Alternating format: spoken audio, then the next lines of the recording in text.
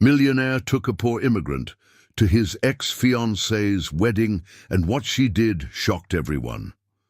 Before we continue with the story, tell us where you're watching from and how old you are, and subscribe to our channel to receive new stories every day that will touch your heart. I hope you enjoy the story. The mahogany invitation, embossed with an elegant, almost smug cursive GS, slipped from Miguel Watkins's fingers and landed on his polished ebony desk with a sharp, echoing clack. Genevieve Sterling. Just the name, even whispered in the cavernous silence of his penthouse office, was enough to reignite the smouldering ember of his wounded pride.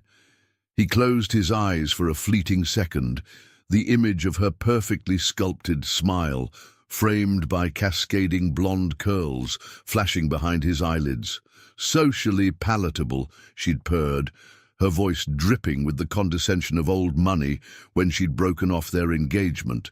"You're a genius, Miguel, a visionary, but you're still a bit too raw, too new for my family's circle." Charles, on the other hand, understands the nuances. He was a beta version of a man, she'd implied, still in development, while Charles Montrose was the polished, established release. The memory stung, a persistent phantom itch beneath his perfectly tailored suit. Miguel wasn't one to back down from a challenge, especially not one that grazed his formidable ego. He wasn't just going to attend her wedding, he was going to make an entrance, a statement. He needed more than just an escort. He needed a disruption, someone unforgettable, someone who would leave Genevieve, even for a split second, wondering what she had truly lost. He needed a masterpiece of unexpectedness. His fingers drummed a restless rhythm on the cool wood of his desk, the city lights beginning to twinkle outside his panoramic window, mirroring the chaotic sparks of an idea igniting in his mind. Hours later, the city's relentless hum seemed to soften as Miguel found himself far from the gleaming skyscrapers of Midtown. He was in a vibrant, slightly gritty, but undeniably soulful neighborhood, the kind he rarely frequented.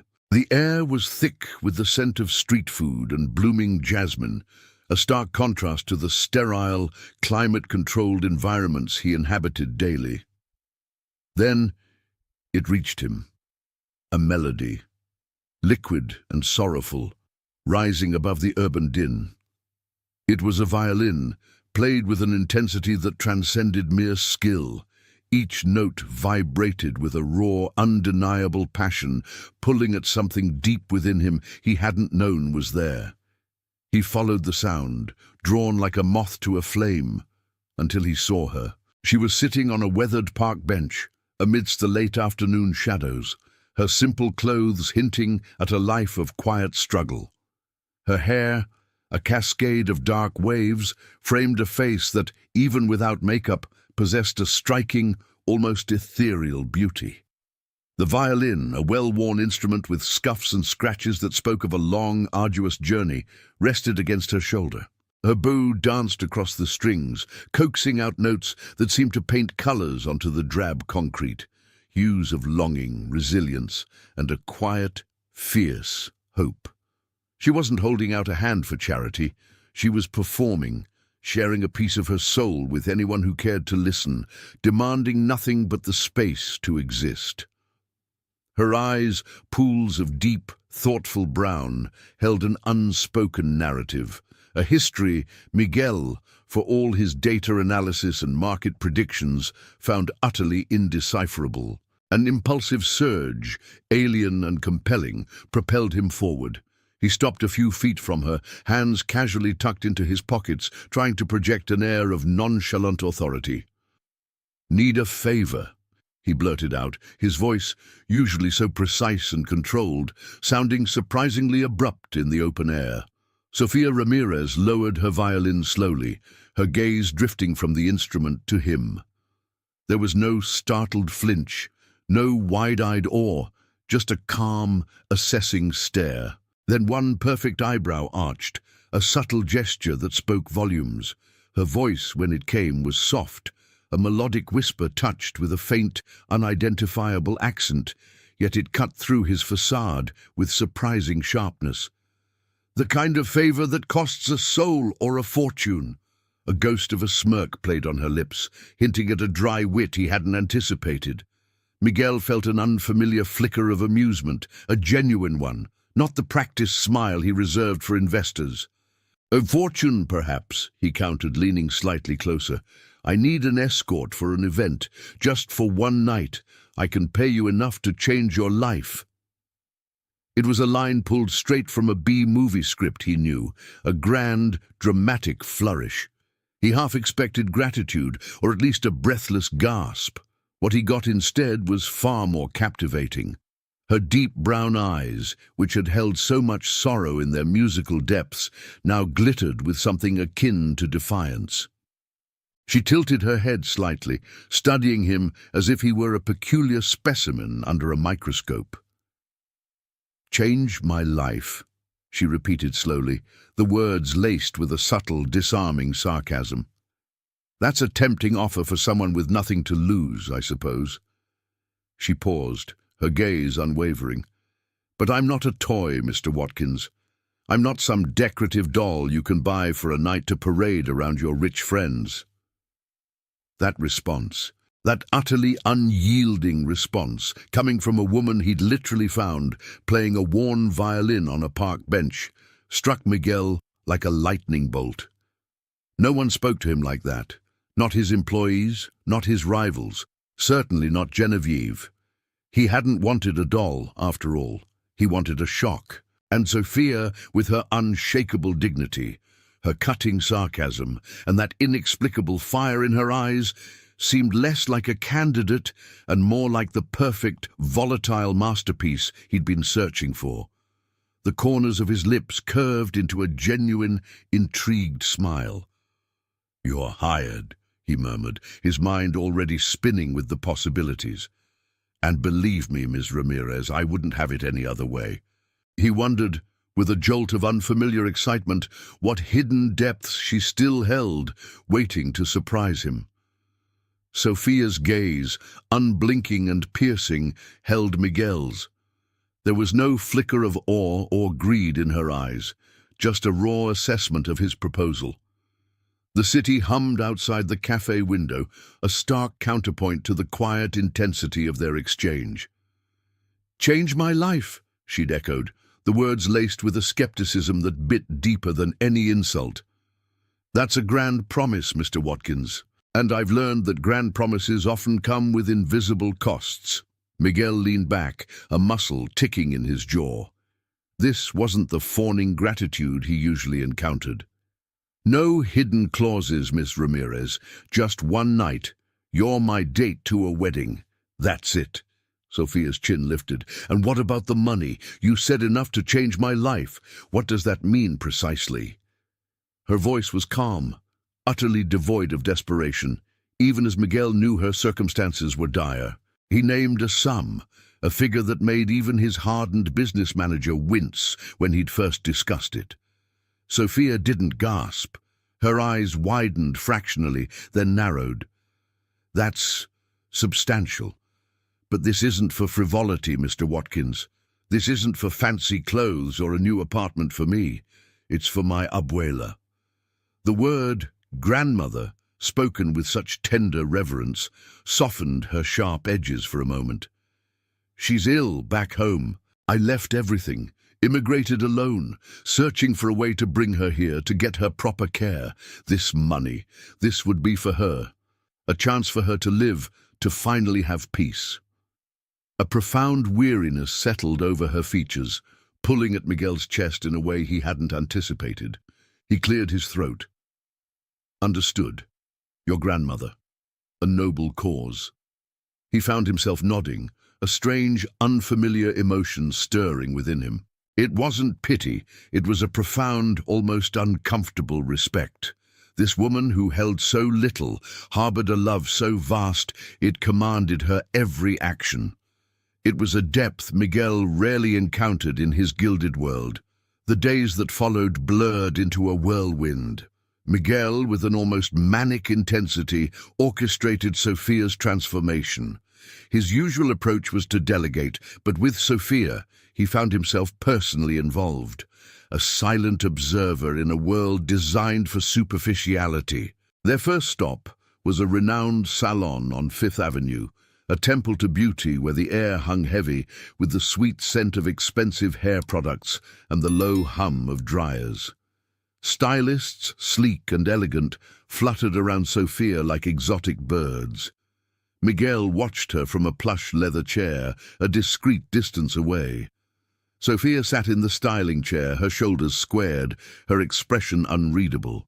A hairdresser with delicate fingers began untangling the knots from her rich, dark hair, which had once been pulled back in a simple, practical ponytail. "Anything you'd prefer, miss?" the stylist asked, a practiced smile on her lips. Sophia met her gaze in the mirror. "Something that suits me, something that doesn't try to make me someone I'm not." Her voice was soft but firm. Miguel noticed the stylist's surprised blink. Most clients demanded to look like a celebrity. Sophia simply wanted to be herself, amplified, as layers of product and meticulous snipping transformed her hair into soft, glossy waves that framed her face beautifully. Miguel couldn't help but comment. "You don't seem particularly impressed," he observed, his voice cutting through the salon's ambient chatter. Sophia's eyes met his in the mirror, a faint, almost imperceptible smile playing on her lips. "This is a world I've seen before, Mr. Watkins," she replied, her voice a low, intriguing murmur. "Perhaps not from this exact angle, but the disguises are much the same." The words hung in the air, a cryptic veil that only deepened Miguel's fascination. What did she mean? What world had she seen? The question gnawed at him. He realized then that he wasn't just observing a transformation, he was witnessing a carefully constructed barrier slowly dissolving, revealing glimpses of a complex past. Next came the boutiques. Miguel led her through hushed, opulent rooms, filled with silks that whispered and jewels that glittered with cold fire. He expected an immigrant, struggling for basic necessities, to be overwhelmed, perhaps even awestruck. Sophia was neither. She walked with a quiet grace, her fingers tracing the intricate patterns of lace and the smooth drape of satin, not with covetousness, but with an almost academic curiosity. She asked about fabrics, about designers, about the history of certain styles, demonstrating a knowledge that was entirely unexpected. "This one," she said, picking a deep sapphire gown from a rack. It was simple in cut, yet its elegance was undeniable, promising to flow like water. "It has character. It doesn't scream for attention. It demands respect." Her choice was impeccable, surprisingly sophisticated. Miguel found himself simply watching her, mesmerized by her quiet confidence, the way she carried herself as if she belonged anywhere she chose to be. It was clear she wasn't putting on an act. This was inherently her. The day of the wedding arrived under a cloudless sky, promising a glamorous affair. Miguel felt a knot of anticipation in his stomach, a mixture of nerves and a strange, thrilling excitement. He had planned this for revenge, but now it felt different. He waited in the hotel suite he'd booked for Sophia, pacing restlessly. When the stylist finally signaled for him to enter, Miguel felt his breath catch in his throat. The woman standing before him was breathtaking. Her hair, styled in lustrous dark waves, cascaded over her shoulders, framing a face now flawlessly made up, highlighting the depth of her expressive eyes. The sapphire gown Sophia had chosen clung to her curves with an elegant precision, shimmering with every subtle movement. High heels added an undeniable poise, making her seem taller, more commanding. But it wasn't just the physical transformation that stole his breath. It was the lightness in her eyes, the unshakable confidence in her stance, the almost imperceptible tilt of her chin. She looked at herself in the mirror, not with shock or vanity, but with a serene self-possession. as if seeing this reflection was simply a return to who she always was, rather than a new beginning. "Ready, Mr. Watkins?" Sophia asked, her voice a low melodic hum, a hint of amusement dancing in her eyes as she caught his stunned gaze. She picked up a small, elegant clutch, her movements fluid and assured. Miguel, usually so composed, could only manage a slow nod. He knew then, with absolute certainty, that he had profoundly underestimated Sofia Ramirez. His plan for revenge had unwittingly brought him face to face with a mystery, a force of nature cloaked in elegance. The anticipation for what she would do, how she would move through Genevieve's world, was no longer just about vengeance. It was unbearable. He felt a thrilling, almost dangerous curiosity, an eagerness that consumed him entirely. He had a feeling the night would be far more interesting than he could have ever imagined. The grand ballroom of the Sterling estate, usually a bastion of whispered gossip and carefully curated smiles, fell into an almost immediate hush the moment Miguel Watkins and Sofia Ramirez stepped through the colossal oak doors. It wasn't a sudden, dramatic silence, but a gradual settling, like dust motes dancing in a spotlight. Every head turned, every perfectly coiffed socialite, every suited magnate, every minor celebrity turned to face them. All eyes, however, seemed to gravitate inexorably towards Sofia. She moved beside Miguel with an effortless grace that belied her origins. The sapphire gown shimmered under the crystal chandeliers, reflecting the golden light like captured starlight. Her posture was impeccable, shoulders back, chin held high, as if she had been born walking red carpets, not the unforgiving streets of a foreign city. A faint, almost imperceptible murmur rippled through the crowd, a mix of whispered questions, envious sighs, and bewildered curiosity. Who was this woman? How did Miguel Watkins, the notoriously private tech mogul, manage to pluck such an exquisite, mysterious creature from thin air?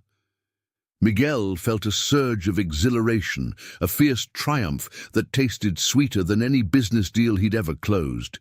He had wanted to make a statement, and Sofia was a living, breathing manifesto. Across the sprawling hall, framed by cascading white orchids and a gleaming ice sculpture, Genevieve Sterling stood beside her new husband, Charles Montrose.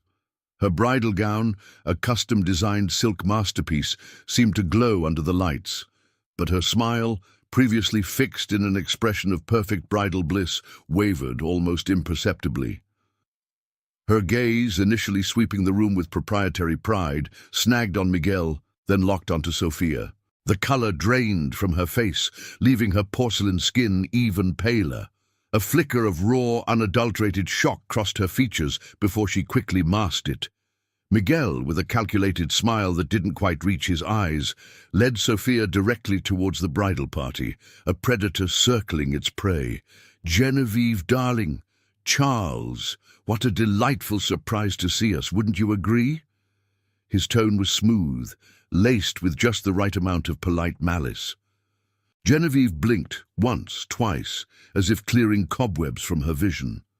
"Miguel, what a surprise," she finally managed, her voice a breathy whisper, her eyes still glued to Sofia.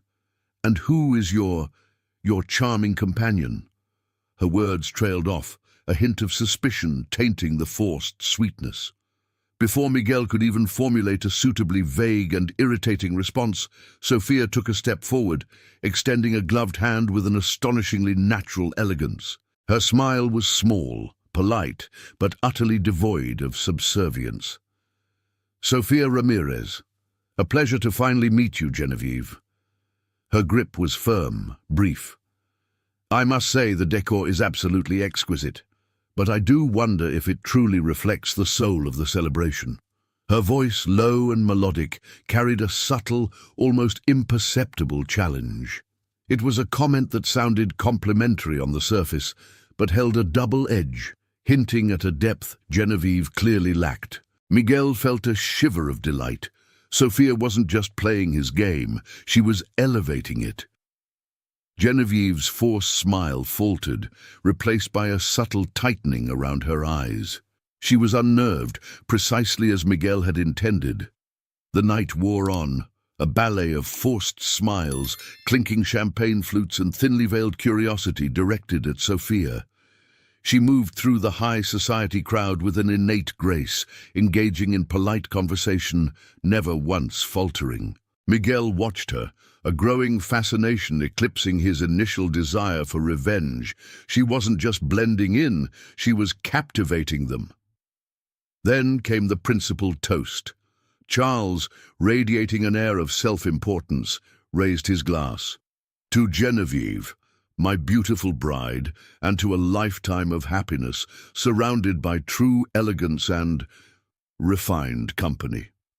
He cast a pointed glance towards Miguel and Sophia, a thinly veiled jab at her unconventional presence. Genevieve's eyes gleamed, a silent victory flashing between them. A sudden, almost imperceptible shift occurred. Sophia, who had been holding a champagne flute, placed it gently on a passing waiter's tray. Her calm gaze met Genevieve's. "Forgive my intrusion," she said. Her voice, though soft, carried an unexpected resonance that drew every ear in the ballroom. "But I feel a sudden urge to share something." And without waiting for an answer, she turned and walked, with deliberate, unhurried steps, towards the grand piano, nestled in a secluded alcove of the ballroom. A hush fell, thicker than before. Miguel felt a tremor of surprise, then a surge of pure, unadulterated anticipation. What was she doing? Sophia settled onto the velvet piano bench, her sapphire gown pooling around her. Her hands, slender and elegant, hovered over the ivory keys for a moment. She looked up, her eyes sweeping over the hushed crowd, finally meeting Genevieve's stunned gaze. "There's a melody," she began, her voice now a clear, bell-like tone, "that always reminds me of the importance of true art. The art of living, of loving, and of enduring." Then her fingers descended. The first notes were tentative, a delicate, almost hesitant beginning. But quickly the melody swelled, blooming into a complex, achingly beautiful classical piece. It wasn't a popular tune, it was a rarely heard composition, weaving intricate harmonies that spoke of struggle and triumph, of sorrow and profound beauty. Her body swayed subtly with the music, her eyes closed for a moment, lost in the emotion she was pouring into each note. The grand ballroom, typically alive with the drone of conversations, fell into a profound, almost sacred silence. The only sound was the exquisite music, filling every corner, touching every soul. Guests, hardened by years of superficiality, found themselves unexpectedly moved. Some dabbed at their eyes with silk handkerchiefs, others simply stared, mesmerized by the raw emotion radiating from the young woman at the piano. The melody spoke of resilience, of beauty forged in fire, of a spirit that could not be broken. Genevieve stood utterly frozen, her perfect bridal smile a grotesque mask of shock. Her jaw was slack, her eyes wide with disbelief, her face a pale canvas of fury and utter humiliation. Miguel watched Sophia, not with the calculating satisfaction of a victor, but with an escalating wave of genuine admiration and awe. He had wanted to shock Genevieve, yes, but Sophia had done infinitely more. She hadn't just impressed the guests, she had silenced the room, touched hearts, and in doing so, had subtly, yet powerfully, revealed herself. And in that moment, she had revealed something profound about the true nature of beauty and strength, completely overshadowing every ounce of carefully constructed elegance Genevieve possessed.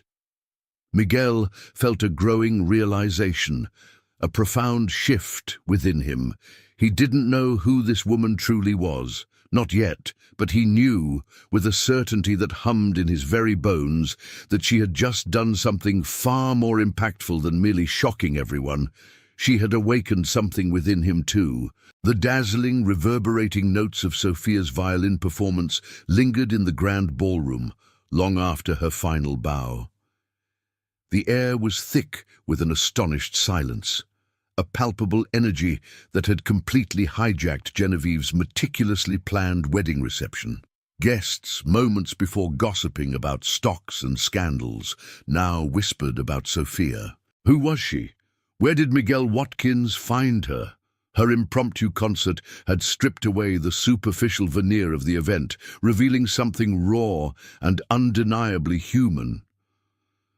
Genevieve, her face a mask of barely contained fury, watched Sophia move away from the piano. Her perfectly manicured hand clenched the silk of her gown, almost tearing the delicate fabric. Her eyes, usually sparkling with cunning, were now cold, narrowed slits, fixated on Sophia with an intense, venomous glare. Charles, her new husband, looked bewildered, mumbling something about an unexpected turn.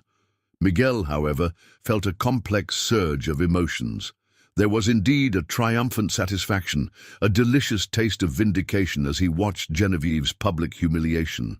But far more potent was an overwhelming, almost aching curiosity about Sophia. Her performance wasn't just a spectacle, it was a profound window into a soul he hadn't anticipated. She wasn't merely a pawn in his game, she was a force entirely her own. Who was Sophia Ramirez? The question echoed in his mind, demanding an answer that no dossier could provide. He had merely intended to shock. She had captivated. The ride back to the luxurious downtown hotel he'd booked for her was cloaked in a heavy yet strangely intimate silence. It wasn't the stiff, transactional silence that had filled the limousine on their way to the wedding. This was different. The tension of the plan had evaporated, replaced by the weight of an imminent revelation. The city lights blurred past the tinted windows, each sparkle reflecting a fragment of the unspoken questions between them. Miguel found himself glancing at Sophia, who stared out at the passing neon glow, her profile serene, almost distant. The faint scent of jasmine, lingering from her perfume, filled the confined space. He gripped the steering wheel, his knuckles white. As they stepped into the hushed elegance of the hotel suite, the opulent decor seemed to fade into the background. Miguel closed the door behind them, the soft click echoing in the sudden quiet. He turned to her, his usual authoritative demeanor softened by a genuine vulnerability. "Sophia," he began, his voice a low, hesitant murmur, uncharacteristically devoid of its usual sharpness. "What? What was that?" He gestured vaguely, encompassing not just the performance, but the entire baffling, mesmerizing evening. His gaze searched hers, pleading for an explanation. Sophia turned slowly, her sapphire gown shimmering under the ambient light. She met his eyes, a faint, almost imperceptible sigh escaping her lips. "What you saw, Mr. Watkins," she replied, her voice soft but steady. "Music." Miguel shook his head, a frustrated frown creasing his brow. "No, it wasn't just music. You played like a professional, with an emotion that vibrated through the room. I've seen countless virtuosos, but nothing like that. It was raw, real." He moved closer, drawn by an invisible thread. "You're so much more than you let on. More than you seem." His voice dropped, a genuine plea for understanding. "Who are you, Sophia?" Her gaze, typically so guarded, held his. For the first time, a subtle vulnerability flickered in her deep brown eyes, like a candle flame trembling in a soft breeze. She seemed to weigh her words, a hesitant battle playing out behind her serene expression. Then she exhaled slowly, as if releasing a long-held secret. "In my country," she began, her voice gaining a quiet strength, "I was a classical music student, not just any student. I had a scholarship, a future planned. My dream was to come here, to Juilliard. The scholarship was my golden ticket. her eyes distant now, lost in memory. But then the economic situation worsened rapidly. My family, they lost everything, and my abuela, she fell very ill. The money I needed for my visa, for the travel, for even basic necessities here, suddenly became impossible to get. I came anyway, thinking I could earn it somehow. I never considered how hard it would be to find honest work without proper papers, without a network. A shadow crossed her face, a fleeting glimpse of the hardship she had endured. I fought for months, doing odd jobs, living hand to mouth. And then, my abuela's condition worsened significantly. The medical bills, the medication, there was no way. I had to make a choice. My most prized possession, the only thing of true value I had left. It was my violin. My teacher, my mentor, had given it to me. It broke my heart, but I sold it. To pay for her initial treatments, to give her a chance. Her voice hitched slightly, a raw edge of pain surfacing. When you offered that money, Mr. Watkins, it wasn't just a sum. It was hope. It's enough to buy a new violin, yes. But more importantly, it's enough to finally bring my abuela here. To give her the care she deserves, and for me, maybe to start over, for real this time. Miguel listened, transfixed. Each word Sophia uttered chipped away at his carefully constructed world of power and privilege. He had seen poverty, yes, in statistics and charity reports, but never like this. Never in the raw, personal story of someone so close. He felt a sudden, suffocating knot tighten in his throat. His grand plan of petty revenge against Genevieve, a mere fleeting ego boost, suddenly seemed utterly insignificant, disgustingly trivial, next to the monumental, heartbreaking struggle Sophia had faced. His own grievances withered into nothingness. An impulsive wave of emotion, stronger than any he'd ever felt, washed over him. He stepped closer, reaching out, almost touching her arm, then pulling back, wary of invading her space. "Sophia," he said, his voice husky with newfound sincerity, "I can help you, not just with the violin, with your grandmother, with everything." The words tumbled out, uncalculated, straight from a place deep within him he hadn't known existed. Sophia's eyes narrowed, the glimmer of vulnerability receding, replaced by a familiar flicker of distrust. Her guard, momentarily lowered, snapped back into place. "Why, Miguel?" she asked, her voice laced with suspicion. She moved a step back, creating a small, invisible barrier between them. "What's your game now? This isn't part of the deal, is it? Did you expect a deeper payment for your generosity?" He stared at her, genuinely surprised by her question, but more by his own answer. He had no game. The revenge was already served, and it felt hollow compared to the profound sense of connection he felt now. He ran a hand through his hair, frustration mixing with a desperate urge to make her understand. "There's no game, Sophia," he said, his voice firm, unwavering, imbued with a sincerity that startled even himself. I just want to help you." He hadn't felt this raw, this honest, in years. He realized then, with a jolt that resonated through his entire being, that this accidental encounter, born out of a shallow whim, was rapidly becoming something infinitely more profound. The connection he felt to Sophia transcended the initial plan for revenge. It was real, it was compelling, and it was just beginning. The final fading echoes of Sophia's violin, still shimmering in the air, were an immediate poison to Genevieve Sterling's perfect wedding night. The hushed awe of the guests was a direct affront, a spotlight stolen from her own painstakingly crafted moment. As Sophia gracefully moved away from the piano, a quiet dignity in her every step, Genevieve's porcelain facade cracked, revealing a flash of raw, incandescent fury. Her grip tightened on Charles's arm, her perfectly manicured nails digging into his expensive suit. "Who is that woman?" she hissed, her voice barely a whisper, yet vibrating with venom. How dare she? How dare she do that? The next morning, fueled by a corrosive cocktail of jealousy and wounded pride, Genevieve began her silent, insidious war. The media, always hungry for scandal in the glittering world of New York's elite, became her unwitting weapon. Within days, carefully leaked tips and anonymous sources began to feed a narrative designed to dismantle Sophia.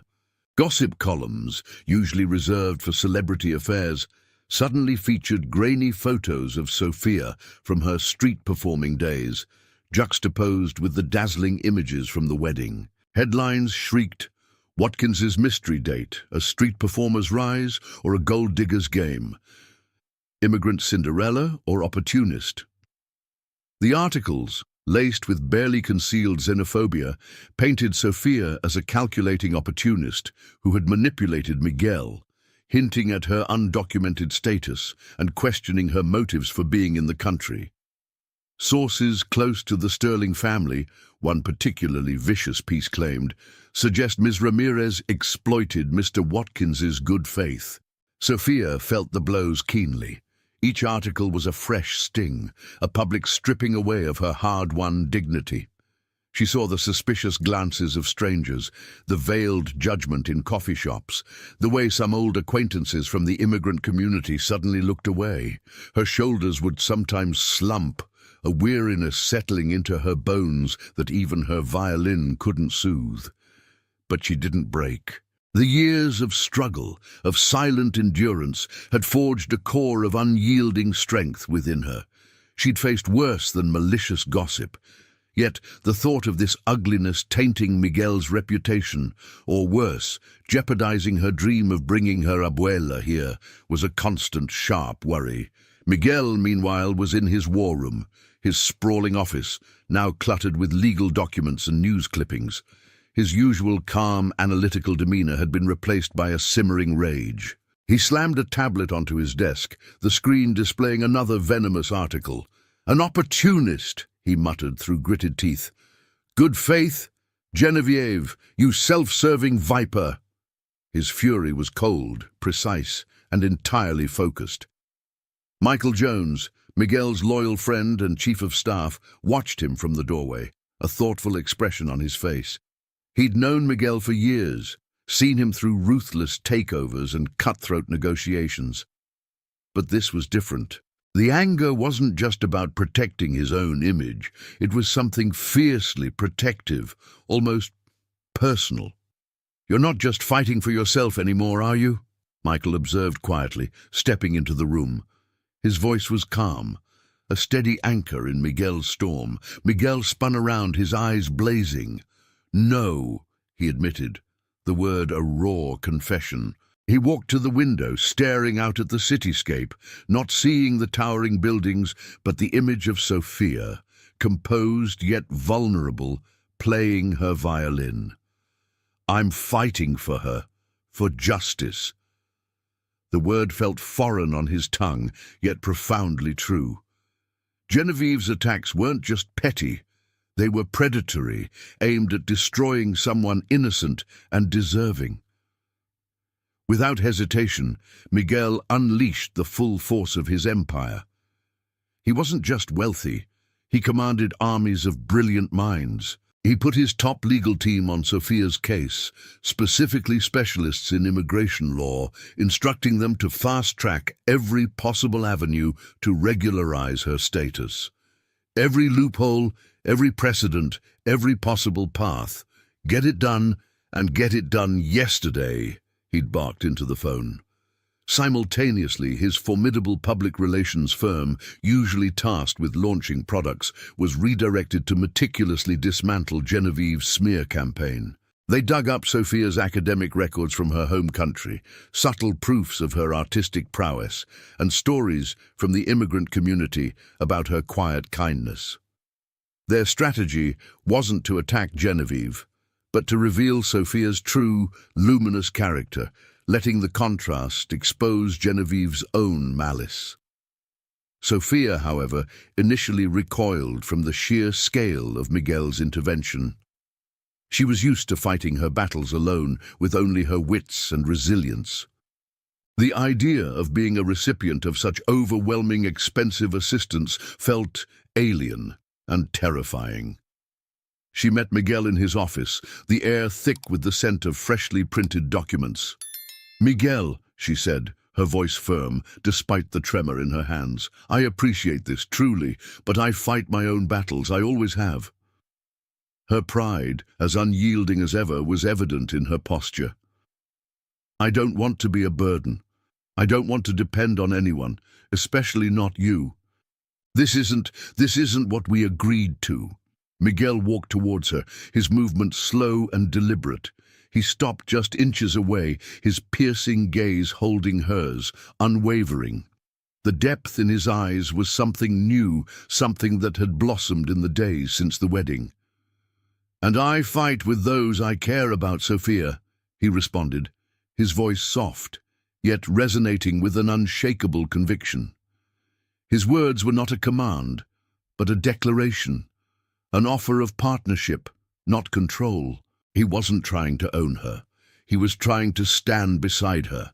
His sincerity, raw and unexpected, caught Sophia off guard.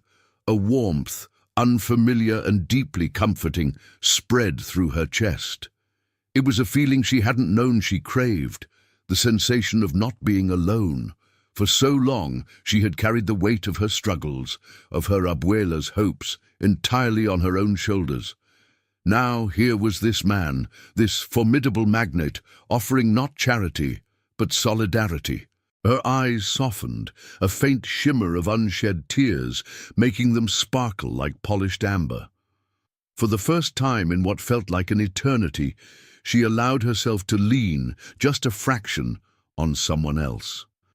The sheer relief of it was almost overwhelming. As Genevieve's calculated attacks backfired, exposing her as petty and vindictive rather than a wronged ex-fiancée, Sophia's genuine story began to circulate. The public, weary of superficial celebrity drama, found themselves captivated by her resilience, her talent, and her quiet dignity. Miguel's image, once that of a shrewd, arrogant playboy, began to transform. He was no longer just the tech mogul. He was the champion of a just cause, the man who stood by someone vulnerable against a tide of prejudice. Slowly, organically, an unbreakable alliance solidified between Miguel and Sophia, forged not in the heat of a single dramatic event, but in the crucible of shared adversity, mutual respect, and a burgeoning, undeniable admiration. Genevieve, watching from the sidelines, could only seethe as her efforts to destroy Sophia inadvertently built her up, exposing the hollowness of her own character in painful public detail. Genevieve Sterling's fury, a cold, calculated thing, had been simmering for weeks, fueled by every news article that praised Sophia's resilience and every photograph that captured Miguel's unwavering support.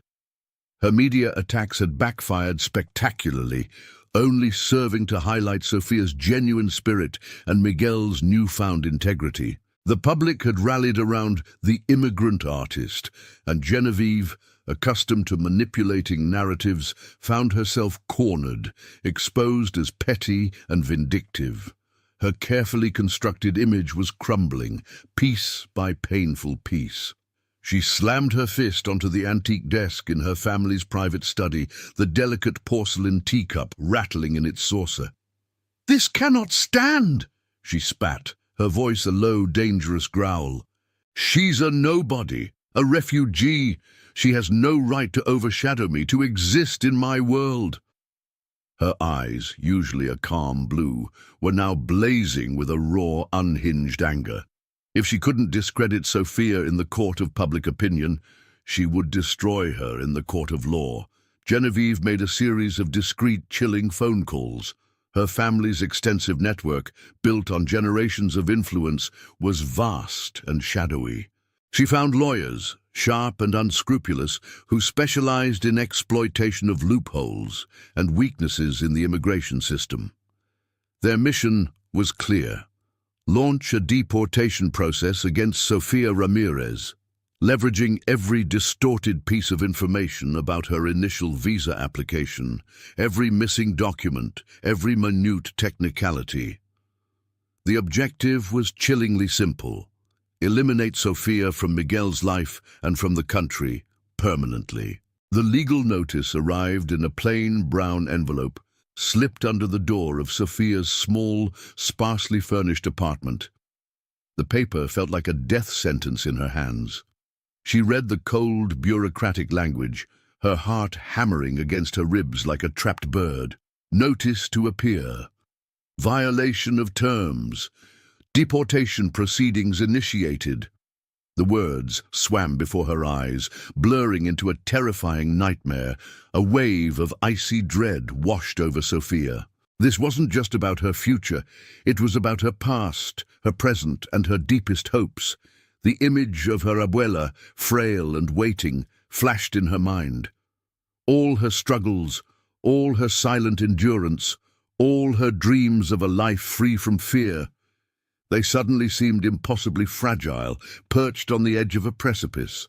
The fear of being separated from the life she was painstakingly building, of being forcibly ripped away from the possibility of bringing her grandmother to safety, of being flung back into a past she had fled with such desperation, gripped her with an icy hand. She spent nights staring at the ceiling, the bureaucratic jargon echoing in her ears, suffocating her with a sense of utter helplessness. The weight of the system, vast and indifferent, pressed down on her, threatening to crush her spirit. Miguel learned of the deportation process from Michael Jones, his face grim as he laid the official documents on Miguel's desk. "It's Genevieve," Michael stated, his voice tight with controlled anger. "She's using everything she's got. This isn't just a smear campaign anymore, Miguel. This is an all-out legal assault." Miguel felt the blood drain from his face, leaving him cold. He snatched the papers, his eyes scanning the damning details, the legal jargon designed to intimidate. "Deportation," he whispered, disbelief quickly turning to a chilling rage. Genevieve had crossed a line drawn not in wealth or social standing, but in fundamental human decency. His fury, which he thought had reached its peak, now intensified to a volcanic, terrifying degree. This was no longer about his wounded pride. It was about protecting Sofia, about fighting for her very right to exist in this country, to fulfill her deepest dream. He slammed his fist onto the desk, the sound echoing sharply in the silent office. "No," he declared, his voice firm, vibrating with an unyielding resolve that startled even Michael. "We are not letting this happen. Not on my watch." He was a general mobilizing his troops. Phones rang. Legal teams were assembled. The best immigration lawyers money could buy, sworn to secrecy and relentless effort. Michael Jones, leading the charge, worked tirelessly, coordinating strategies, digging through every detail of Sofia's case, anticipating Genevieve's next cruel maneuver. They fought the sluggish, often impersonal wheels of bureaucracy, facing the implacable tactics of Genevieve's ruthless lawyers who reveled in their ability to exploit every technicality. Despite Miguel's formidable resources, there were moments, long, agonizing stretches, when despair threatened to overwhelm Sofia. The legal battle was a draining, soul-crushing marathon. She felt like a small boat in a raging storm, buffeted by waves she couldn't control. The weight of the system, immense and uncaring, pressed down on her, threatening to consume her. There were days she barely ate, her mind racing with fear, her body aching with exhaustion. One stormy evening, a relentless rain lashing against his penthouse windows, Miguel, unable to shake a feeling of unease, drove to Sofia's modest apartment. He found her curled on the small sofa, the blue light of her phone illuminating her tear-streaked face. Her hair was disheveled, her eyes swollen and red, a sight he had never imagined seeing. The usually composed, dignified Sofia was utterly broken. A sharp pang of agony, fierce and unexpected, pierced Miguel's heart. He knelt beside her, his hand reaching out, hesitant then firm, gently touching her trembling shoulder. "Sophia," he murmured, his voice thick with concern, raw with emotion. "What happened?" She flinched, then looked up, her eyes wide, glistening with unshed tears. A choked sob escaped her lips. I can't fight this, Miguel. They're too powerful. I'm going to lose everything. My abuela, my dream. It's all going to be gone." Her voice broke, and she buried her face in her hands, her body shaking with silent sobs. Miguel's heart twisted. He pulled her into his arms, holding her tightly against his chest, feeling the fragile tremor of her body. He held her close, stroking her hair, a silent promise forming in his mind. "I won't let you fall." The words, unbidden, primal, escaped his lips before he could even process them. "I love you, Sophia," he whispered, his voice rough with emotion, his cheek pressed against her damp hair. The confession, profound and shattering, was the truest thing he'd ever said. It was the first time in years, perhaps since childhood, that he had uttered those 3 words to anyone, and certainly the first time he had felt them with such unyielding conviction, such undeniable truth. It was a revelation that shook him to his core, born from the depths of her vulnerability and his desperate need to protect her. Sophia froze in his arms, her sobs faltering. Slowly she pulled back, her tear-filled eyes searching his. She saw the unwavering sincerity, the raw emotion, the profound love reflected in his gaze. A tremulous, hopeful smile touched her lips, even as fresh tears welled. I love you too, Miguel," she responded, her voice a ragged whisper choked with emotion, but fiercely genuine. In that moment, amidst the storm of legal threats and raw desperation, surrounded by the quiet hum of the city, they fully surrendered to the depth of their feelings. It was a profound, unspoken promise in the face of insurmountable odds. The battle against Genevieve was no longer merely about justice. It was about the very possibility of their future together, a future they now desperately wanted to protect. The clock was ticking, each passing day bringing the terrifying threat of Sophia's forced deportation closer, pushing them to a desperate make-or-break turning point that would define everything. The air in the federal courthouse was thick with tension, a palpable hum of anticipation that vibrated through the packed benches. Today was the day. The final deportation hearing for Sofia Ramirez. Every seat was filled, a sea of anxious faces. Journalists, notebooks poised, jostled for space, their camera lenses gleaming like hungry eyes. Among them sat an unexpected number of Sophia's newfound sympathizers, drawn by the raw honesty of her story that had permeated the city's consciousness. Their quiet presence was a testament to the intangible power of her truth. Across the aisle, seated with a smug certainty that grated on Miguel's nerves, was Genevieve Sterling. A faint, triumphant smirk played on her perfectly sculpted lips, her eyes cold and self-satisfied, occasionally darting towards Sophia. She looked like a predator confident of its kill. Charles, her husband, sat stiffly beside her, clearly uncomfortable with the public spectacle. Miguel Watkins sat beside Sophia, his hand resting reassuringly on her knee beneath the table. His jaw was clenched, his eyes, usually so sharp and analytical, were filled with a raw, protective intensity. Michael Jones, their lead counsel, whispered last-minute instructions, his brow furrowed with the weight of the moment. The legal team had worked tirelessly, sifting through mountains of paperwork, exposing the distortions in Genevieve's accusations, and meticulously building a case that showcased Sophia's impeccable character, her quiet contributions, and the sheer malice behind the charges. They had presented irrefutable evidence, cross-examined hostile witnesses, and fought every inch of the way.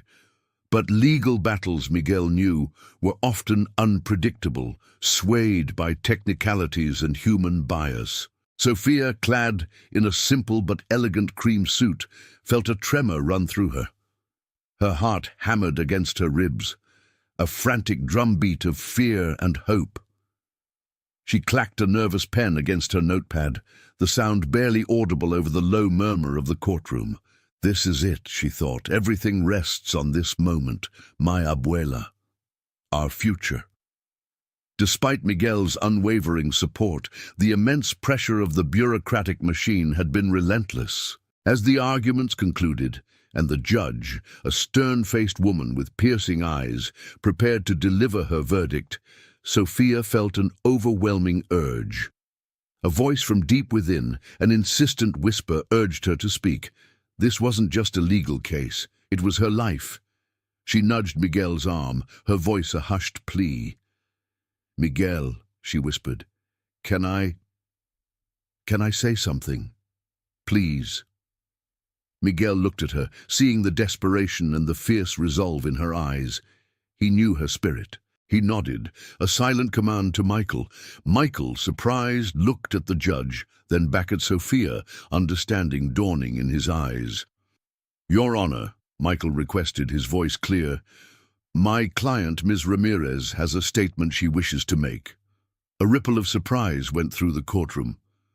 Genevieve's smirk briefly vanished, replaced by a flicker of irritation. The judge, her gaze unreadable, considered Sophia for a moment, then nodded. "Ms. Ramirez, you may approach the stand." Sophia rose, her legs feeling like jelly, yet her resolve stiffened with every step. She clutched the railing of the witness stand, her eyes sweeping over the faces in the courtroom, lingering on Miguel's reassuring gaze. She took a deep breath, and then her voice, though soft at first, began to fill the room, gaining strength with each word. "Your Honor, members of the court," she began, her accent a gentle lilt that somehow made her words more poignant. "I am not a lawyer. I don't understand all the legal arguments, but I understand what it means to hope, to dream, to fight for a life you believe in." She didn't recount legal facts. She told her story, stripped bare. She spoke of the courage it took to leave everything behind, the bewildering loneliness of a new land, the crushing weight of prejudice, and the fierce, unyielding love that fueled her every step, the love for her abuela, her reason for being here. "Being an immigrant," she continued, her voice resonating with a quiet power, "is not just about crossing a border. It's about resilience. It's about building bridges where walls once stood. It's about carrying your past with dignity and looking towards a future with unwavering hope." Her voice trembled slightly, not from fear but from raw emotion. "My dream was not to take from this country, but to contribute to it, to enrich it with my music, with my spirit, to bring my family, who have given me everything, to a place of safety and peace." She paused, her eyes seeking Miguel's, finding strength in his unwavering gaze. "True strength," she concluded, her voice clear and resonant, "is not found in wealth or status or the power to tear others down. It's found in the capacity to love, to endure, to lift others up, and to never, ever stop dreaming, no matter the obstacles." The last words hung in the air, a powerful, unspoken indictment of Genevieve's actions. A profound silence fell over the courtroom, broken only by the soft click of a camera and the occasional sniffle from the public gallery. Journalists scribbled furiously, their pens scratching like insects. The judge looked at Sophia for a long moment, her expression unreadable. Then she shifted her gaze to Genevieve, a faint, almost imperceptible frown creasing her brow. She took a deep breath, the rustle of her robes echoing in the sudden stillness. "After careful consideration of all arguments, and particularly the compelling testimony presented by Ms. Ramirez," she began, her voice firm and authoritative, "this court finds no substantial grounds for deportation. The motion to deport Ms. Sophia Ramirez is hereby denied. The case is archived." A collective gasp, then an immediate overwhelming wave of relief and spontaneous applause erupted from the public gallery. Miguel felt a visceral rush of euphoria, an almost dizzying sense of triumph. He pulled Sophia into a fierce embrace, burying his face in her hair, breathing in her scent, his heart pounding with gratitude and overwhelming love.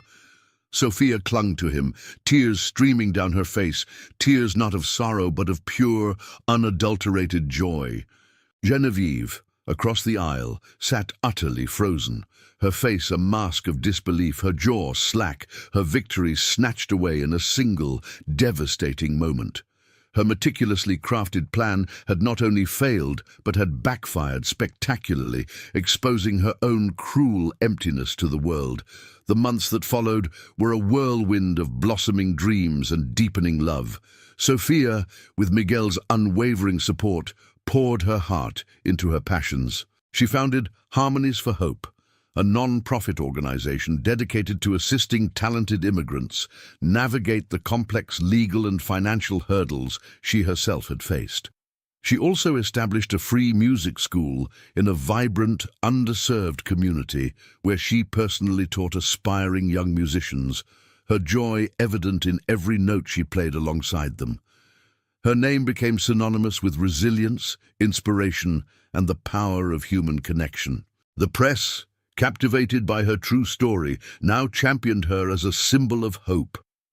Miguel, profoundly changed by Sophia's authenticity and strength, shed the last vestiges of his earlier arrogance.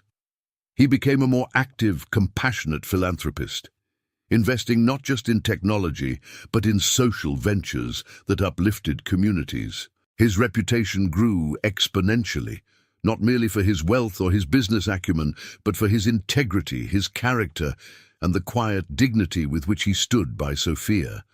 Their relationship, forged in adversity, deepened into an unbreakable bond of mutual respect and profound love.